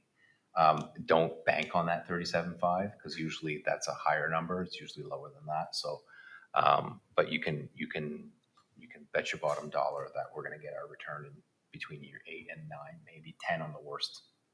But that's what that would generate approximately. Okay, It's it's big because we're just selling the energy. We're not using it for our purposes. We're selling it to Nova Scotia Power. Okay, thank you. Councillor D'Entremont. Coming back to the fire if I remember correctly, we had originally talked about the liability. So if we're faced with some of these ponds being on people's property, so does the liability lay with them or with us or with who? That was a question that was raised and council received advice on. And the advice that was received was that you carry liability. It would be very challenging for you to carry liability on land that isn't yours and on an activity that you do not control. So I would say that if there's liability, it would be with the fire department to make appropriate arrangements with the landowner. So if the landowner is the fire department themselves, which in a lot of cases it is, and they let it to go in disrepair and somebody gets hurt, well, then that liability would exist to the fire department. Now, because the fire department works for us, we could be named. Not that we did anything wrong directly, but we could be named. It would be a lot more complicated if it was on private property, because how could we know, right? So I think the project has 2 prongs. The first is to let's make sure that any arrangement we have with private property is done so properly. I know that some fire departments, like West Pimlico, being quite sophisticated, they're like, no, we're doing it on our property. If we have to buy it to do it, we're going to do that. But not every fire department could afford to do that. So we'll help them with, identifying those that need to be no longer fire holes. Like, don't fix something you're never going to use type thing. And then the second phase of that would be to identify the ones that could put liability on the fire department directly and then help them with that. I think if we do it and do it directly, it's possible to do that, but I think it might be more appropriate to flow through the fire department, not to use their operating funds, but to help them, because they're the ones that know what needs to be done. Like, we can help them with, well, you don't really have to do that, but they know their fire holes better than anyone, and that's probably the best way to approach. So I don't want you to be overly, there's almost liability in almost everything that we do, and I'm not a lawyer, so I'm not going to give you legal advice, but I'm just saying it would be challenging to associate that with us directly when we don't own it or control it. Does that make sense? Okay, Counselor Surratt? I guess this is fire pond time, I guess. Sorry, we have to drag this in, but I have the kind of a scenario that happened, and I'm glad the municipality kind of looked at it. We had a pond, there was a ditch where the water was flowing, and that the Department of TIR had kind of dug the end where it was building a lot of water. So we went there when we were digging a couple of ponds, around Threads Island, Sluice Point. So we went to that place where the water was flowing. We got permission from the owner of the land to dig a little deeper so we could get water, a little more water for our fire trucks. Well, after a while, the people that own the land, they sold the house, so they don't own it anymore. The people came to me. They've got a small child that was going near that place, and they asked if we couldn't, fence it. But what happened is TIR is the owner, kind of where the water drains out. We had to dig it out, permission from the previous owner. Now this owner is looking for us, but we didn't have any, when we're not using the pond anymore. We used it for a while. We got better ponds made, something that was, with a dry hydrant. Yeah, and so we got that geared up at other ponds. So we haven't been using that for about 10 years. But the municipality did dig into it and found out that TIR had originally made that hole, so we have no responsibility to do that. So it can be complicated, just to add to what you were saying. Right, and it would be appropriate for us or the fire department to advise those owners if they're no longer using those for fire, then there should be like a, thank you for, 40, 50 years ago, volunteers would just dig a hole in their backyard and here you go, here's your fire hole, and that would be fine, right? But now people have moved away and there's been some changes. So yes, that's definitely part of it. So I guess all this to say is that the fire pond issue is an issue, but it's also one that's fairly complex that we've managed to do only a section of, unfortunately. So the fire pond seems to be like a topic for another meeting. Definitely. It would be something we could put on for another meeting. Yeah. And you can still approve this CIP 5-year without it. Right. But I think the fact that you've asked all these questions about it means that you're very interested, and it was probably something we didn't include, but that we would have to include in next year's. And we had a conversation too about putting this capital investment plan on our agenda quarterly so that we can come back to it and look at, because sometimes we just forget what's going on, right? All of those projects. So the CAO said that would be something that we would be able to do. So that's, Councillor Digdon. Thank you. And the only other thing I was going to say about fire ponds, it pretty well takes up all of our areas. We all have fire ponds, or the majority of us has fire ponds. And I know we talked about it a couple of years ago, but I'd like to see it, ignited again, a little fire built under it, and let's see what we're going to do. Yeah, thank you. Okay, so if we feel okay with the capital investment plan, what they're looking for, we're looking to pass a motion to move the plan. Is anybody willing to make that motion? Okay, moved by Councillor Digdon. Do we have a seconder? Seconded by Councillor Bourque. Any questions? I think we've answered a lot of our questions. All those in favor signify by saying aye. Aye. Contrary? Motion carried. Thank you. Next we have 7C, Article C49, the investment policy. So at our last meeting, we had the policy was on the agenda. It was our 7-day notice. So I'm sure you've had a chance to look at the policy. If there are any questions or comments on the policy, I'm sure CAO would be willing to answer those. If you feel like the policy is okay, we're looking for a motion to move this policy tonight. Just as a point for council, just so that council's aware, the approval isn't to approve the policy for us yet. It would be to approve it to go to the municipal affairs, because we can't do it without their permission. Yes. So that's the only difference between this particular motion and any other policy motion. Thank you for that. Councillor Surratt? So move that that we accept the policy to be sent to municipal affairs. I think it is. Do we have a seconder on that? seconded by Counselor Sonia. Do we have any questions or comments on that? Okay, seeing none, all those in favor signify by saying aye. Aye. Contrary, motion carried.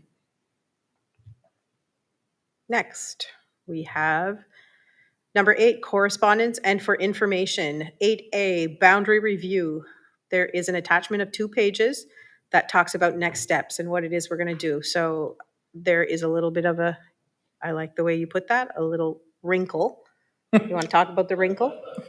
Yeah, well, I don't think we ironed it out. It's still pretty It's wrinkly. still wrinkly, that's It's- okay. Yeah, it's not a wrinkleless shirt, nor is the one I'm wearing apparently. So There you go. when I bought it, I thought it was. But anyway, whatever. It's a long story. Okay, coming back to the so we presented 7 and 9 modified and 7 to you, and we did get some informal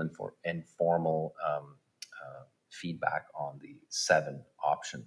So while we did have a motion that council said, hey, bring those to the public and see what happens. I don't think anybody's interested in bringing anything to the public that they're going to just throw out. And if the council isn't that happy with it, then we probably should look at that again. So what we've done is we're not quite done looking at that, but what we have done is looked at certain communities and the problems that we may have created by going to 7, and how the boundaries might be problematic and maybe not appropriate. I think we did our best not to cut off communities, but the combination of communities may have been something that we needed to work more on. All I can say is that it's ongoing. There may be another option for you to consider, but we are running out of time. Okay. So I guess what I'm asking council is, do you want us to just keep going and bring modified 7? That's your motion, right? We will respect that motion. But I'm also respecting what I heard that day. So we could bring that modified 7 to them exactly the way we presented it. Or if you wanted, we could quickly take a look at some of the issues that we caused by bringing you that 7 for a quick turnaround. Those are the 2 options. And I guess I would just ask of council what their thoughts are around that. And if they told me, no, stop it, we could do this forever, that's fine. I'm good with that. I have a motion, I know what to do. But I don't want to mislead your intentions. That's why I'm raising that. So just to clarify, you want to be sure that when you go to the public, you have a solid map that everybody's happy with. And what I'm hearing is that not everybody's quite happy with what you proposed the last time, but the motion was passed. So we can keep that motion, keep what we have, or we can give you some more time to kind of rejig, come back to us, decide if that's what we want to pass, and then go to public. Those are essentially, that is the great summary of what I Okay. just said, yes. Okay. Gordon. Okay, so with the map that you gave us, looking at it, and I'm gonna go back. When we did this 8 years ago, when we presented 7, we were splitting communities. Correct. There was no doubt. I mean, and that was something that gave us a lot of, gave a lot of headaches to the people that were involved in that or included in that. Now, the map that you gave us this time did not split communities that I saw, okay? Now, is there any way, because you just can't take one village away from whatever you've done now, because you've balanced the numbers as well, as much as you could. So by doing that, is that going to start, by going that route, are we going to be splitting communities? No, You can still do it without splitting? yes. Okay, But we're going to have percentages that are in excess of 10% that's for what sure. I mean, exactly. So it's like a reality. Yes. So I think work is work. It depends on the lens that you wear when you do it. Yes. So when we were doing it the first time, we tried to keep the percentages close to 10 as much as Exactly. possible. And by doing so, we may have combined communities that just don't, like it's sweet and sour, or it's not sweet and sour, Right. So that we may have done that. And we did that because we were focused on the numbers and say, well, if we did this and the numbers worked, it should be okay. It would look different if we told ourselves, the heck with this 10% rule. There's a reason why certain communities should be either low or high, right? So a predominantly Anglophone community surrounded by Francophone communities, it is extremely difficult to get that number to work unless you're combining that community with another community, and that may not be appropriate. And so so perhaps perhaps the modified 7 brings that scenario to bear and says, and I'm going to say Argyle, because Argyle is one of the areas that I'm struggling with this whole number thing, and to say, well, that is a distinct community, and so the heck if it's 17%. You know, we don't want it to be 28%, obviously, but the heck if it's more than 10. We passed certain communities 8 years ago that were 13, 14% off. That's right. And they passed because they had communities of interest. Pumlico was a perfect example. There were 2 in Pumlico that were minus 13.7%, both of them. And that was fine because it was a community of interest, and we couldn't change one without creating a problem for the other. Mm-hmm. So that's what we ended up with. So I feel like every time we try to do 7, I feel like we present something that isn't great, and then people just say, well, 9, I don't really like 9 either, but geez, let's just go with 9 because 7 really stinks. And I don't like the result. And that's my concern as an administrator. I do not want to override council. It's the opposite. I want to hear what you were saying in that meeting, and for you to understand that there is more than one way to get to this number. Okay, and that was, because we know that if we start splitting, we know the answer before we even go, right? That's a no-go for us, for sure. And that's why I asked, like, if you're going to do that, take one community, then you're going to have to spread that community somewheres. Mm-hmm. And if you're looking at keeping the numbers, by keeping numbers, then you're splitting communities. I would say just about. If you're going to be keeping the numbers even. If you change the map and keep the numbers below 10, you will split communities. Exactly. If you change the map and don't worry about the 10%, you will retain communities. You can retain that. And that was just my concern. If we're going to do that, we know how the reaction we got when we started splitting communities. And we'll get the exact same reaction if we do it this time. And it's not fair to go knowing that people are just not going to accept this. If we're going to give them options, let's give them options that they can look at and say, yeah, okay, we would like this one better than that one. But if it's a split community and you say, if you go there, what you're going to get, right? So anyway, just want to make sure that that's not what was going to happen again. Councillor Surratt. I think we have a strong case to go to the UARB, not only to the residents, but to the UARB. We have to be concerned if what they're going to say, if our numbers are at the 17 or whatever. But you know what? We have a strong case. We have a very strong case to have those numbers different. And I think let's go with that, just as you were explaining. I think our case was strong 8 years ago. It's strong again. Let's not split communities. That's it. Thank you. Councillor Donaldson? Yeah, my opinion is, we had a round of public meetings, 3, 4? We had one person show up. There's very little public interest out there, whether we go 7, 9, or 28.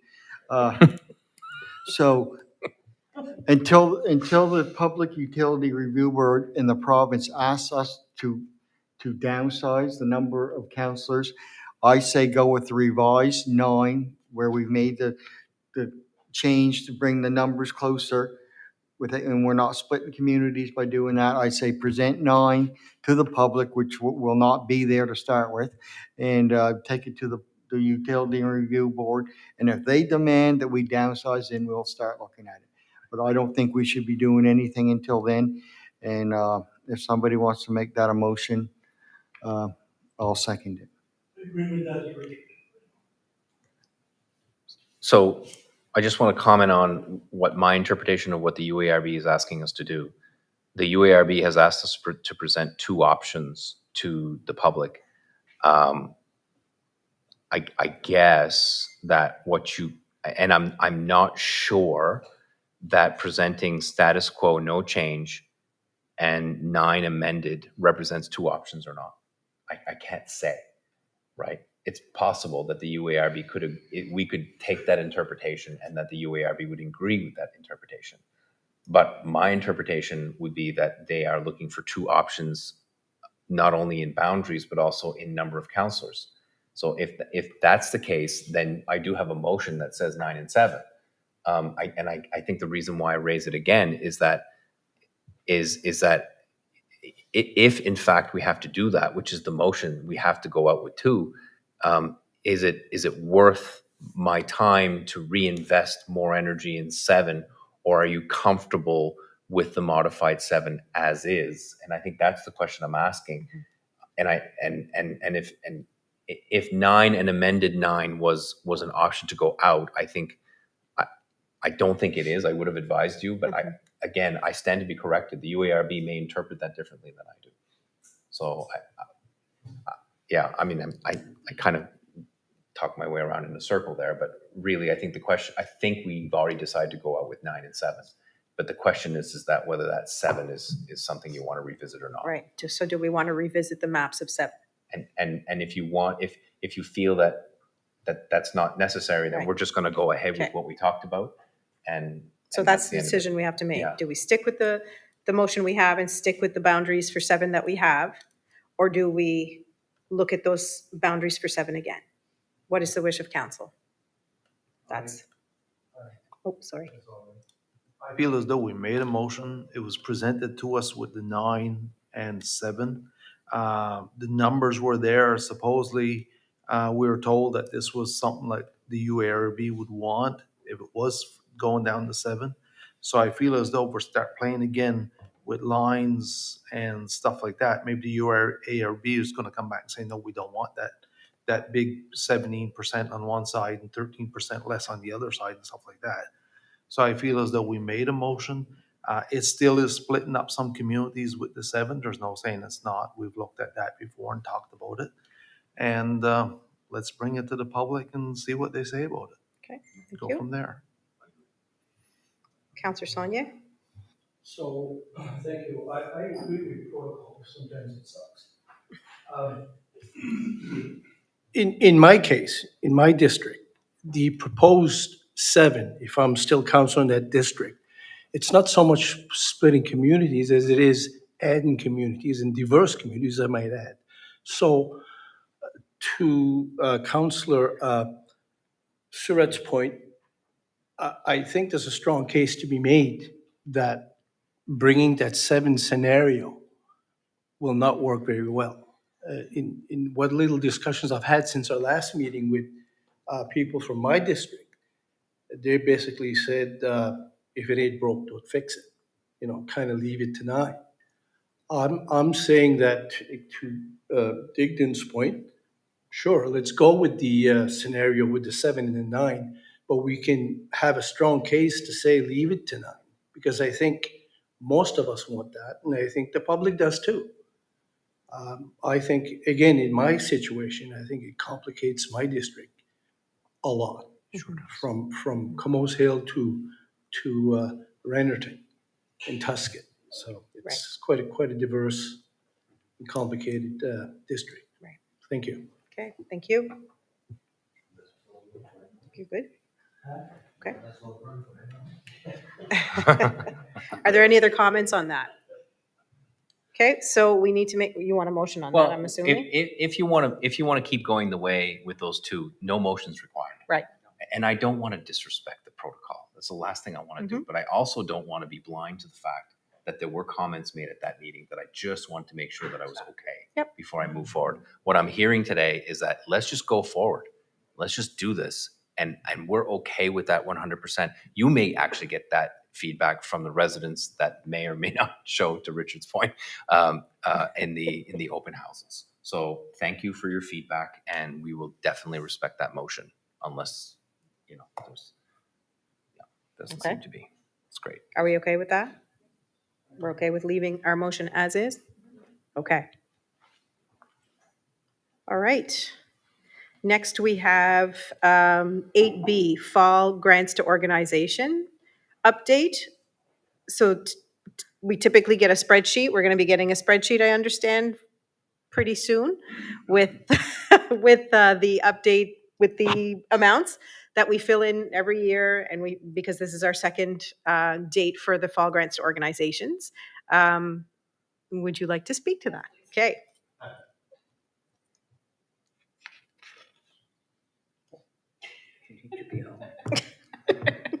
Thank you, Madam Chair, and thank you, Mr. Warden, as well. So I would like to start by saying that this is our Fall Grants to Organizations. It is closed now, and we received 13 grant applications. I want to remind council that we only have $7,000 to give this time. I will advise council that there was well over $7,000 in ask, in like $40,000 in asks. So just putting that out there. And to Deputy Warden's point, the spreadsheet, so if you guys remember last time, we tried to log into our system and do it that way. So that is what we are going to try again this time. So I am going to be sending you an email in the next couple of days, hopefully by Monday. It will be Monday. And I will give you all the information on that. And you should get, what I will do is, for the purpose of you may not remember your passwords, I'll reset all your passwords. Excellent. So you will all get an email asking you to reset your own password, blah, blah, blah. Anyways, I'll send you a preamble email with everything that's going to go on. And of course, if anybody has any questions, Scott and I are available for help. So we're hoping to have this out next week for you guys to look at, give you about a week to look at it. And then on the October 11th, I believe, council meeting is when we are looking to have them all. Then I'll have the spreadsheet with the averages and if we have any suggestions like we did the last time. But so anyways, I will send an email. Look for it Monday. Sounds good. Any questions for Chantal? Okay. We will be looking for that in our email. I'm glad you're going to get us to reset our passwords. Because me either. Zero idea. Did today. So 8C, NSFM Monday memo. So there are 2 Monday memos added to the agenda, and I'm glad to see them there because if you were at the NSFM virtual meeting, we were discussing some pretty important topics, and there were some people who were not aware of the topics and felt like they didn't know anything about it. But every Monday we get an NSFM memo that discusses things that are upcoming, and those topics are in those memos. So we really should be looking, it's part of our jobs, it's part of the things we need to do. We should be looking at those memos. So they've decided to add them to the agenda, and I think it's a great idea. In case we haven't seen them, they're there for us to look through. D, the Western County Regional Library minutes for June 16th. There's an attachment of 5 pages. Any questions or comments on that? Okay. Then we have E, Congrès Mondial. And I think that is Deputy CAO. Thank you, Madam Chair. I just wanted to share that we will have Vaughn Madden, the Executive Director of CMA, here to present in November. So we'll get an update there. Good. Excellent. And F, Hurricane Fiona impacts. CAO Muse? This is actually this is actually more for the Director of Operations and his staff. I just want you to all know that Hurricane Fiona was devastating to many, but for us, we were quite fortunate, as you know. But specifically for municipal infrastructure, if you remember, we moved part of the project of the whole building and all that was moving the generator from the old building to the Tusket treatment plant. That worked perfectly in the event that we lost power. Obviously, that worked like a charm. We did have another issue with a smaller generator, but we managed to fix that with another generator, another personal generator of one of our staff that said, okay, this doesn't work. This really stinks. Let me go get my trusty generator. And that's what they did. Some of them were operating well into the night. Not the generators, the people. And we really didn't have many issues at all because of the things, some of the decisions that you made in order to make sure that these things are protected. And I just want to shout out to all the staff, the operations department led by Kyle, and all of them had a part, some of which heavier because they were on call. And I just wanted to say a good big thank you to them. So we were lucky we didn't get hit hard, but it did hit us, and our infrastructure held on. Thank you. We're going to move on to number 9, financial requests. 9A, District Community Grant Request, Argyle Horizons Senior Group. Councillor D'Entremont. Give $500 to the Argyle Horizon Seniors Group. We have a seconder? Seconded by Councillor Donaldson. Questions on that? All those in favor signify by saying aye. Aye. Contrary? Motion carried. Next, number 10, we have agenda topics for next meeting or notice of motion by councillors. Excuse me. Anybody have anything? Okay. Number 11, question period. Was there anything? Okay, go ahead. Questions on Facebook. So we try to address those as quickly as possible when we get them. Most of which were on the wind turbine presentation and also on the audited statement presentation. So first question was, if I understand correctly, does the municipality have 20 million in their accounts? The answer is negative. We do not. We have about, as at March 31st, we had more than we usually do because we just received the loan from the building loan. So we were at 11 million, in fact.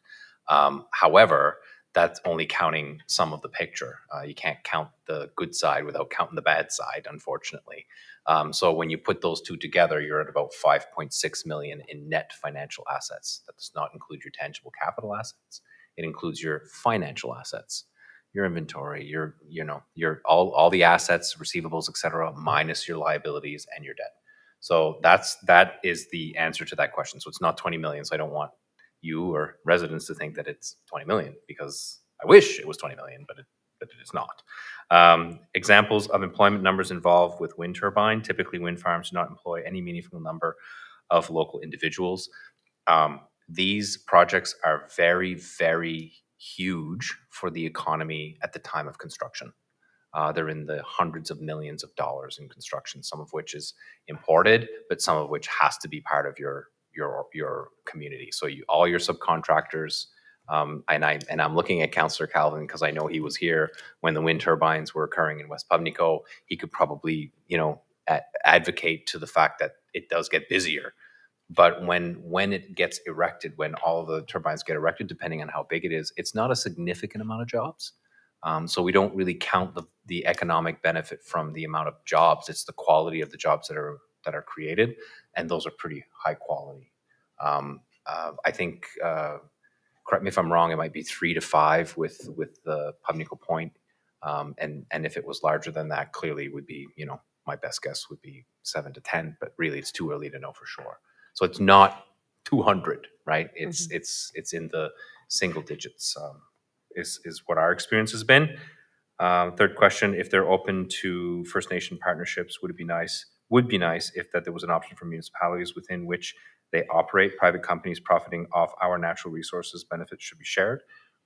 That is probably what First Nations involvement is for in the first place, is to have a local component associated with it, and that includes potential equity investment. So it's not just, hey, this land is our land and it's good. It's, hey, we want to be a partner as well. If it's renewable energy, if it's something they believe in, that opportunity does also exist for municipalities. So the resident was wondering whether that it applies to us. It may, but it's far too early to know what that looks like. And we have a lot of rules around what we can invest in, and we cannot invest in things we don't own. So unless we own something, it would be very difficult for us to invest directly. I will say this, that if that project is as big as he's saying, 200 megawatts, that would represent about $1.54 million of annual revenue for the municipality, of which you would be able to reinvest in the community and in the natural resources that are being used. Now, that doesn't help the closest neighbor, but it does benefit the municipality generally. And I think that's the end of the questions that I had. Okay. Councillor Surratt. Yes, I wasn't here at the beginning of the meeting. I'm sorry about that. Doctor's appointment. I had a question probably for the CAO or maybe Marsh. I'm not sure who takes care of this. NSFM is this fall. So how is that being arranged? You remember sometimes some people booked and other times the municipality booked. I prefer when the municipality did their thing. How's that going to be arranged? And will we be let known that it was booked? So we don't pay the high price, we pay the lower price, because if it's booked at a hotel where a lot of people are going, we may get a better price. If you book early, the fee to registration fee is a little lower if you book a little earlier. So are you looking into that is my question, I guess. And when will we know?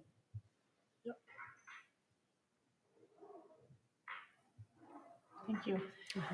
So typically, I think, if I remember correctly, it's been COVID for a couple years. So typically, I think it used to be up to the council for the NSFM, just because it was usually locally in Halifax. I do see here, because I saw it on the agenda, that early bird is like a cheaper rate for the conference before October 10th.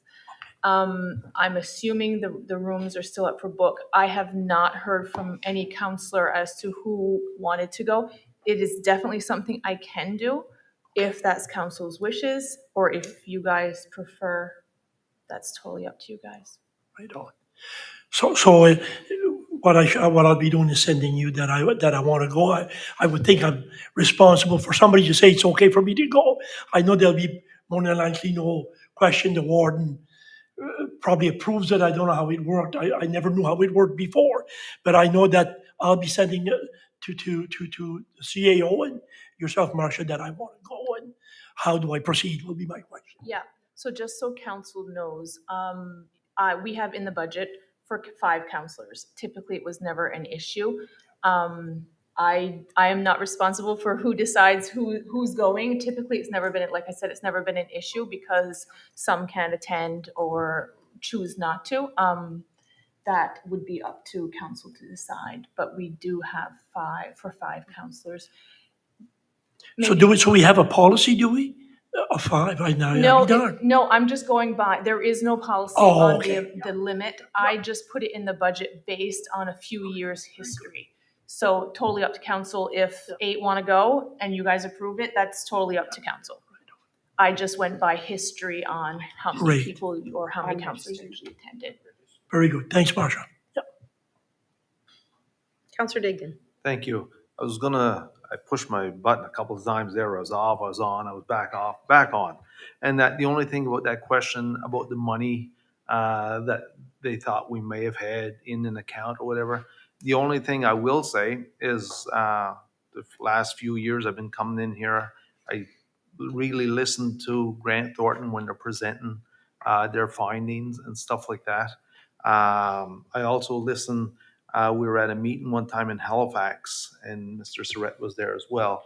And there's a lot of municipalities, or there was at the time, that wish they were in the shape of the Argyle municipality.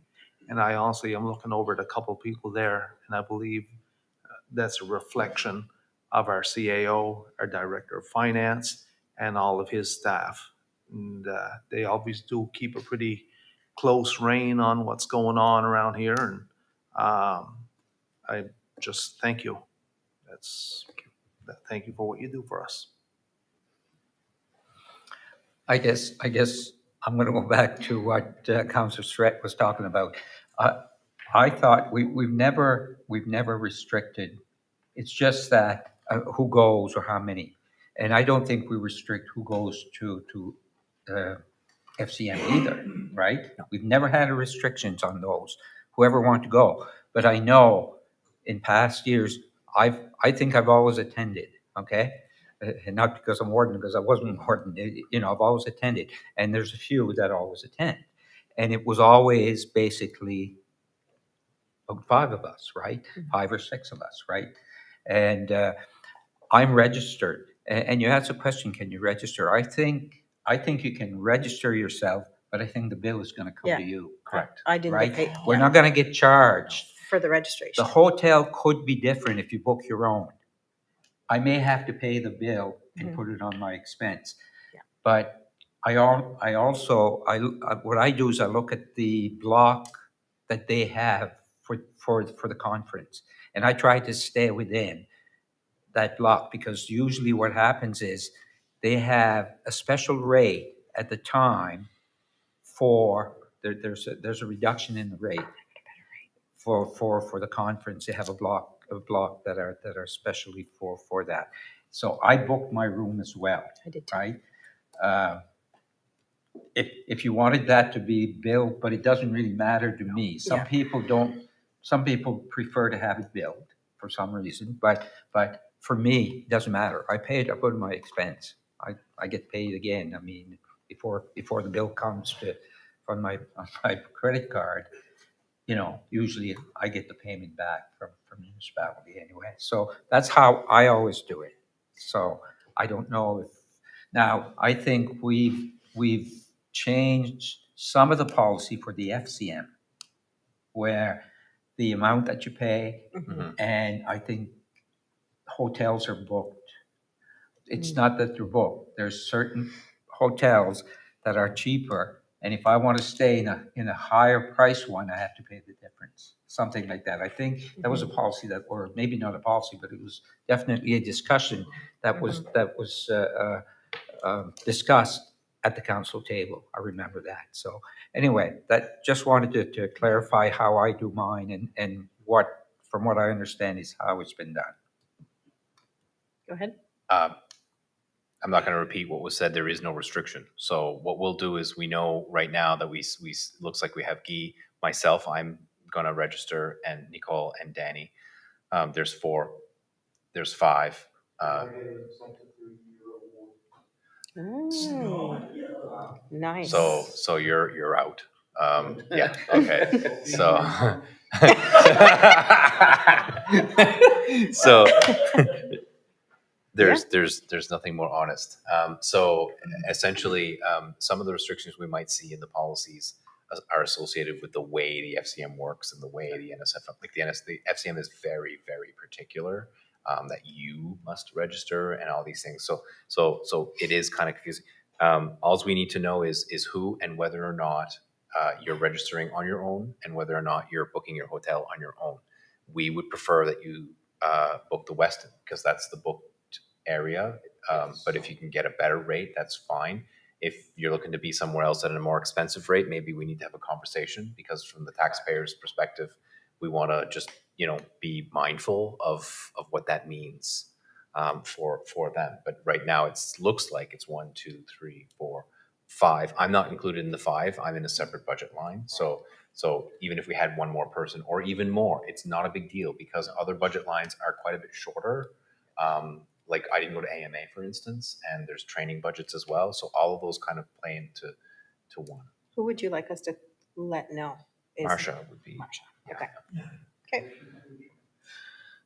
Did you want to say something? No, I was just gonna confirm what he said, that he was not included in you Okay. guys' 5, but they're budgeted separately. Okay. Okay, we don't have any in camera tonight. So moved. I'm